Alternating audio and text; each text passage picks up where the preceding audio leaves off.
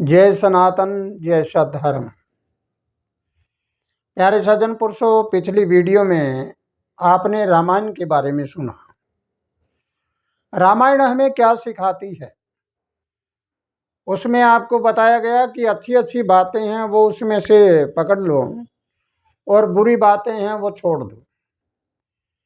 आज आपको बताऊंगा कि हमने लव कुश की, आपस में लव कुश और राम का युद्ध हुआ, उस युद्ध पर आकर हमने रामायण को समाप्त किया था। लेकिन आज हम युद्ध के बारे में जिक्र करते हैं कि महाभारत क्या था। महाभारत एक लड़ाई नहीं बल्कि युद्ध था। और युद्ध भी कैसा था कि जैसे तीन चीजें आपको बताई थी, एक लड़ाई, झगड़ा और युद्ध। युद्ध होता है धर्म और अधर्म के बीच में, लड़ाई होती है किसी वस्तु को पाने के लिए, और झगड़ा होता है अकारण। झगड़े का कोई कारण नहीं होता। झगड़े का सिर्फ एक ही मतलब होता है, कोई मतलब नहीं, बिना मतलब का ही किसी के साथ तनाव पैदा करना। तो आइए आज महाभारत के युद्ध का जिक्र करते हैं कि महाभारत का युद्ध हमें क्या सिखाता है। पहले आपने रामायण के बारे में सुना कि रामायण हमें क्या सिखाती है। अब महाभारत हमें क्या सिखाता है। महाभारत की जब शुरुआत करते हैं तो उसमें आप देखिए, एक तरफ कौरव थे, एक तरफ पांडव थे। और पांडव तो 5 थे लेकिन कौरव अनेक थे। अब हम दोनों का पीछे से और जिक्र करते हैं। इतिहास हमें बताता है पंड और धृतराष्ट्र 2 भाई थे। पंड राजा के 5 पांडु जन्मे और धृतराष्ट्र के 7100 बता रहे हैं, कोई कितने बता रहे हैं। कहने का भावार्थ है अनेकों भाई थे, कई भाई थे, जिनमें सर्वश्रेष्ठ दुर्योधन था जो अहंकारी राजा था। इधर इनमें पांडवों में युधिष्ठिर था और बलशाली भीम और अर्जुन वो भी थे। इस प्रकार अगर हम दोनों का विश्लेषण करते हैं पूरा, तो अब जिक्र करते हैं कि भगवान कृष्ण का, पहले आपको गौर से सुनना है और समझना है कि हम पहले ये देखें कि जब कंस का राज था और कंस अग्रसेन राजा का पुत्र था और वहां पे देवकी उनकी लड़की थी। जब देवकी का वसुदेव के साथ शादी करी गई तो कंस को पता लगा कि इसकी संतान जन्मने वाली है, वो संतान आपकी मृत्यु का कारण बनेगी। तब कंस ने अपने पिता को भी जेल में दे दिया और अपने बहन बहनोई को भी जेल में दे दिया। और उस जेल के दौरान ही भगवान कृष्ण जन्म हुआ। जब भगवान कृष्ण का जन्म हुआ, जन्म होते ही ताले झड़ गए और वासुदेव जाकर जमुना पार, और जमुना पार जाकर उन्होंने यशोदा को सौंप दिया। यशोदा माँ ने उनका पालन पोषण किया। अब इस बात को हमें समझना है कि कृष्ण कौन है, यशोदा कौन है, देवकी कौन है, और अग्रसेन कौन है, और कंस कौन है। इसका पूरा विश्लेषण करके देखते हैं तो हमें पता लगेगा कि ये कहानी बड़ी पेचीदा है।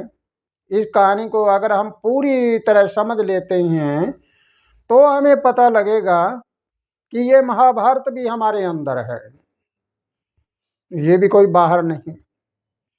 इस महाभारत को अगर हम पूरी तरह से जांच करके देखें तो महाभारत की हमें क्या क्या शिक्षाएं मिलती है उस शिक्षा के बारे में चलिए।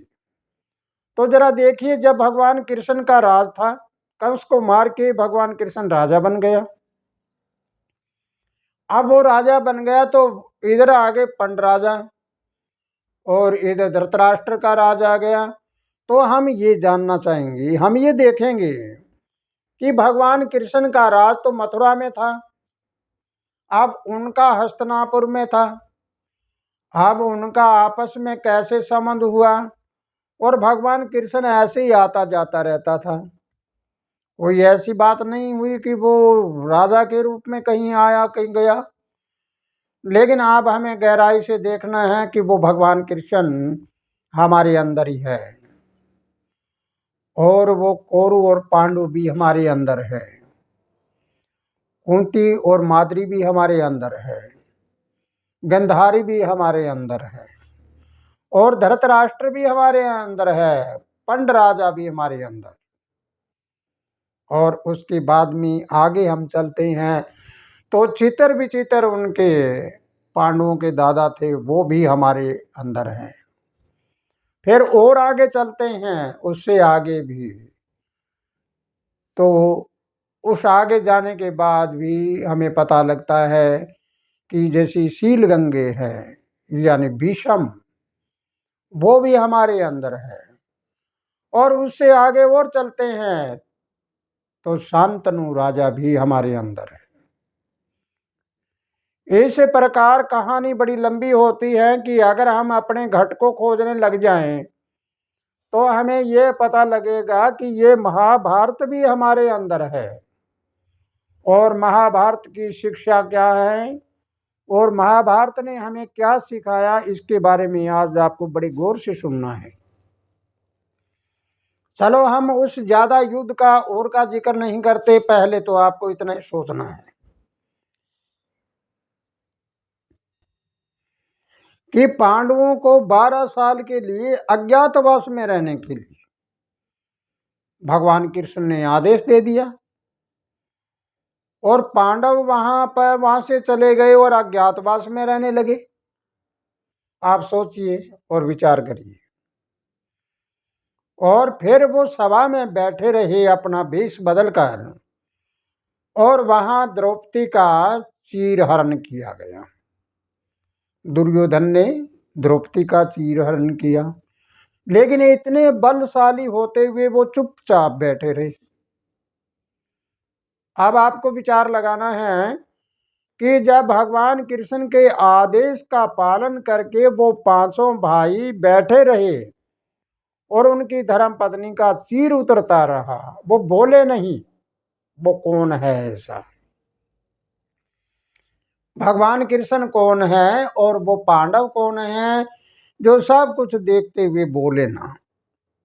अगर हम खोज करके देखेंगे तो हमें अंदर से भी पता लगेगा कि हमारे अंदर वाली द्रौपदी के चीर जब उतरता है तो दुर्योधन वो चीर उतारने लग रहा है। दुर्योधन अहंकार, तो हम बोलते नहीं हैं, हम अहंकार में अंधे हो जाते हैं, उसके बारे में जिक्र नहीं करते हम। लेकिन हमारे अंदर वाले पांडव वो बैठे बैठे देखते हैं।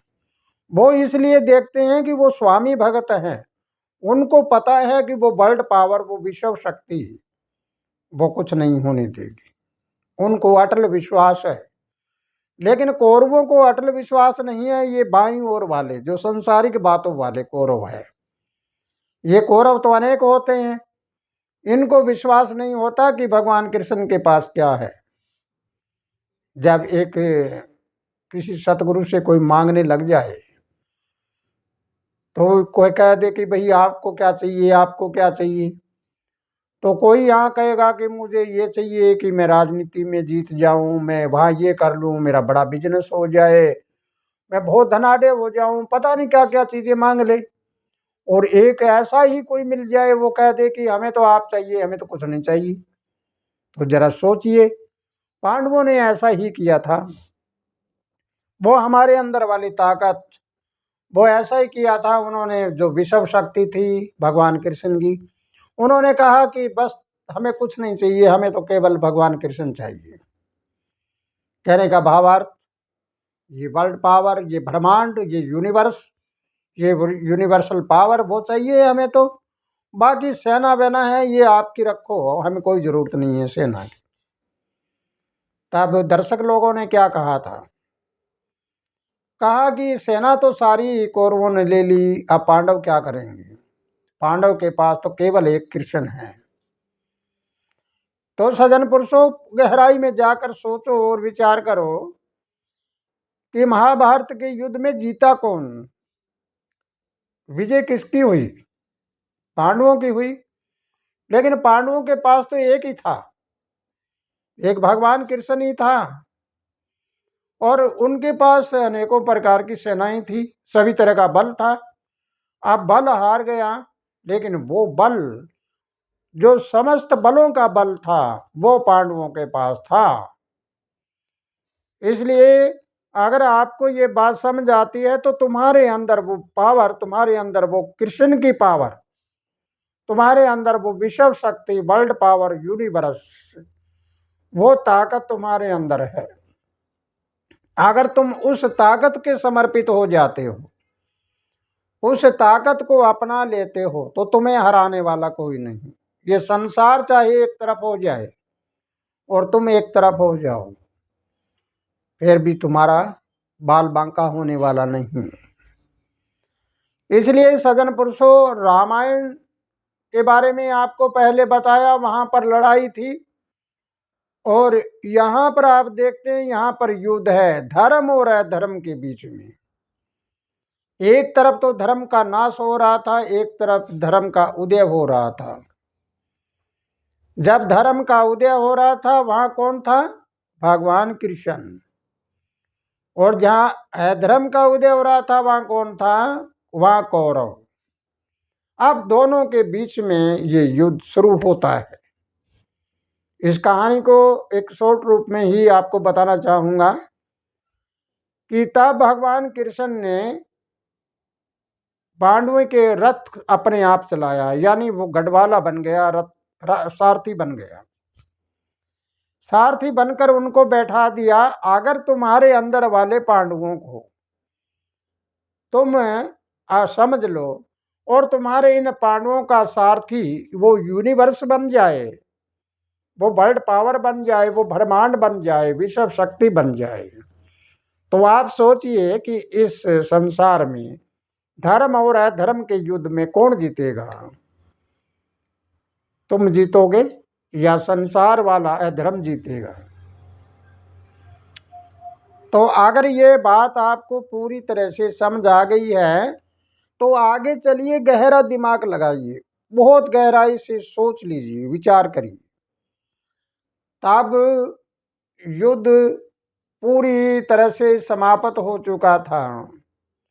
होने के बाद भगवान कृष्ण ने, जैसे एक लीला के बारे में कहते हैं, और बीच में आपको एक बात बताना चाहूँगा कि ये लोग एक गपोड़ा मारते हैं कि भगवान कृष्ण गोपनियों के कपड़े लेकर भाग जाता था, ये करता था, कहीं मटकी फोड़ देता था। ये सारे के सारे गपोड़े हैं। मेरी बात का कोई बुरा मत मानना, अगर बुरा माने तो मुझे पागल, मूर्ख और अज्ञान समझ के माफ करना। लेकिन आप सोचिए, एक भगवान अवतार है, एक परमात्मा का अवतार है, एक वर्ल्ड पावर का अवतार है, क्या वो ऐसा घटिया काम करता है? ये हम लोग उनका अपमान कर रहे हैं।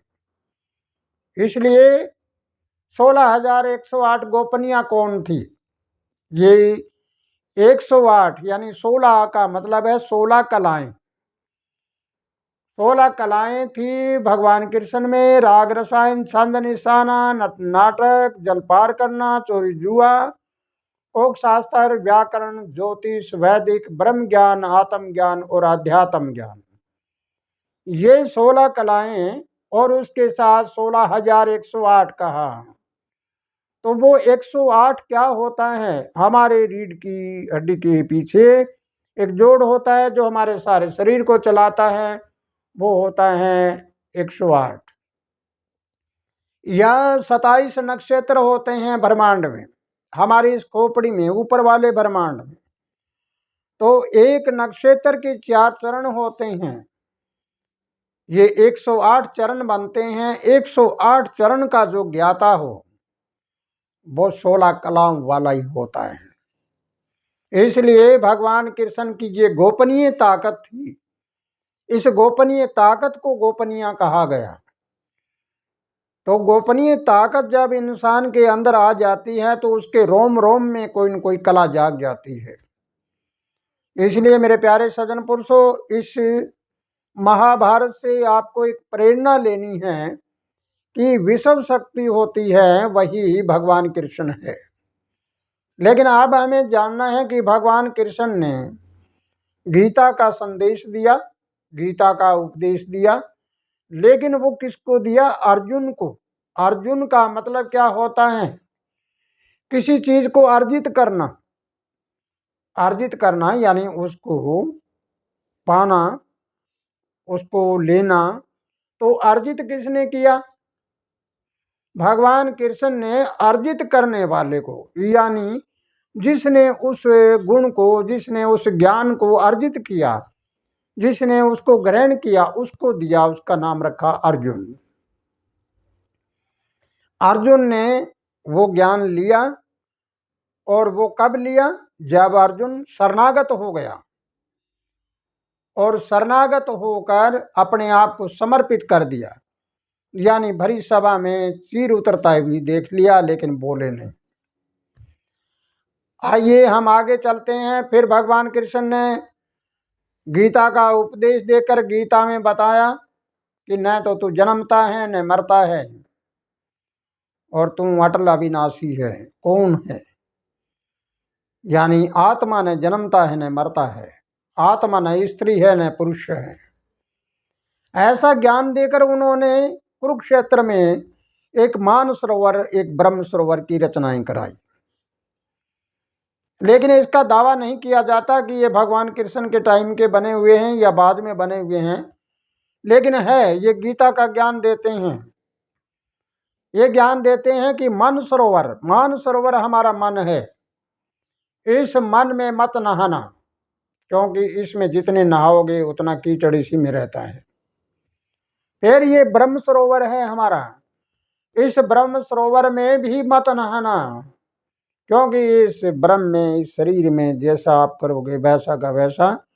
मान लो एक ब्रह्म सरोवर में और मान सरोवर में 1000 आदमी नहाते हैं, उसका मल कहाँ जाएगा? उस जल में जाएगा।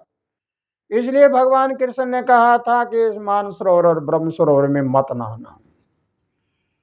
फिर चले हरिद्वार में। हरिद्वार जाकर भगवान कृष्ण ने कहा कि ये गंगा ऊपर से आ रही है, पहाड़ से आ रही है, इस प्रकार तेरे इस घट में भी गंगा बह रही है। मन चंगा तो कसौटी में गंगा। और तू अगर नहाना चाहे तो ऊपर वाली वो गंगा ऊपर पहाड़ों से नीचे आ रही है, उस गंगा में नहाना, ताकि तेरे अंदर कोई मैल हो तो वो आगे बह जाएगा। आज तो कहते हैं कि हरिद्वार में या कुंभ में नहाने से हमारे किए हुए पाप कट जाएंगे, पाप दुब जाएंगे। पाप कभी नहीं दुबते। इतना है कि ये घट गंगा का, यहाँ पर अगर जाओगे, छोटी मोटी गलती हो जाए आपसे, छोटा मोटा कर्म हो जाए, तो उस कर्म काटने का रास्ता आपको मिल जाता है यहाँ पर। लेकिन ये मत सोचो कि मैंने कर्म कर लिया और मैं गंगा में नहा लिया और फिर गंगा नहाया हो गया, बस कर्म कट गए। नहीं कटता कभी भी, इसका दावा निष्फल है। कोई कर्म नहीं कटता। कर्म कटेगा, उस कर्म के बदले में हम अच्छे कर्म करेंगे। अगर हमने बहुत ही बुरा कर्म कर लिया तो सजा हमें निश्चित काटनी पड़ेगी। अगर संसार में ना सजा मिली तो हमें प्राकृतिक सजा के बगैर नहीं छोड़ती। प्राकृतिक बिना हृदय की है, काफ़ी दूर पर रहती है, और जब प्राकृतिक की किताब है उसमें कोई लिखने वाला नहीं होता, वो ऑटोमेटिक लिखी जाती है। मैंने जो कर्म किए हैं उस कर्म का भुगतान तो मुझे करना ही पड़ेगा। वहाँ पर कोई अपील नहीं चलती, वहाँ पर अपना पराया नहीं चलता। वहाँ पर ये नहीं चलता कि मैं मंत्री का चहेता हूँ, या मैं कोई बड़े अफसर का चहेता हूँ, या मैं जज का चहेता हूँ, मैं किसी का चहेता हूँ। मेरी सज़ा कुछ कम हो सकती है, माफ़ हो सकती है, नहीं होता वहाँ पर तो उसके बदले में जो कुदरत हुक्म देती है कि ऐसा कर्म करना है वैसा ही होगा। तो इसलिए मेरे प्यारे सज्जन पुरुषों, अगर ये बात आपको समझ आई है तो तुम्हें क्या सीखना चाहिए महाभारत से? महाभारत से ये सीखना चाहिए कि तुम उस गंगा को देखने के लिए चले जाओ और वहां पर जाकर अगर स्नान करते हो तो तुम्हें यहाँ देखना है कि मेरे अंदर घट में गंगा है, इस गंगा में नहाना है। और इस मानसरोवर ब्रह्म सरोवर में जाते हो तो देखना है कि मैं मन में नहाता हूँ। तो मन लोभी, मन लालची, मन चंचल, मन चोर, मन के कहे मत चालना, ये पल पल में है। और ये संसार वाला मन और ये ऊपर वाला मन है, ये जुड़ा हुआ होता है गंगा के साथ। तो इसलिए सज्जन पुरुषों, आपको ये बात पूरी तरह समझ लेना है और जान लेना है कि महाभारत हमें ये सिखाता है कि धर्म और अधर्म के बीच में युद्ध होने पर धर्म की विजय हुई। लेकिन एक बात और बताऊं बीच में कि जब द्रोणाचार्य की मृत्यु नहीं हो रही थी तब भगवान कृष्ण ने कहा था कि अब क्या किया जाए। अश्वत्थामा के बारे में आप सुनते हैं कि आवाज़ लगा दी थी कि अश्वत्थामा मारा गया था हाथी, लेकिन उसके लड़के के बारे में कहा गया। इसका मतलब है उन्होंने कहा कि अगर धर्म परलय होता हो तो प्रतिज्ञा को तोड़ देना चाहिए। फिर तो प्रतिज्ञा अगर रह गई तो अधर्म फैल जाएगा, अधर्म फैल जाएगा तो पता नहीं कितने लोगों की प्रतिज्ञाएं टूटेगी। इसलिए एक धर्म को बचाने के लिए प्रतिज्ञा तोड़ी जा सकती है। ये धर्म, ये भगवान कृष्ण हमें गीता में बताते हैं और ये भी बताते हैं कि तू जन्मता और मरता नहीं है, ये तेरा चोला ही बदला जाता है। इस प्रकार सर्वश्रेष्ठ ज्ञान है वो गीता का है। गीता जिस घर में होगी उस घर में शांति रहेगी और सद्भावना रहेगी, अच्छी विचारधारा रहेगी। और गीता को पढ़कर अगर हम देखेंगे तो सब जगह पर खुशहाली अमन चैन रहेगी। इसी के साथ खुशहाल रहो, आनंद करते रहो। जय सनातन, जय सतधर्म। और अगर ये वीडियो आपको समझ आई है तो अपने विचारों को कमेंट बॉक्स में ज़रूर लिखिए और लाइक सब्सक्राइब भी करिए।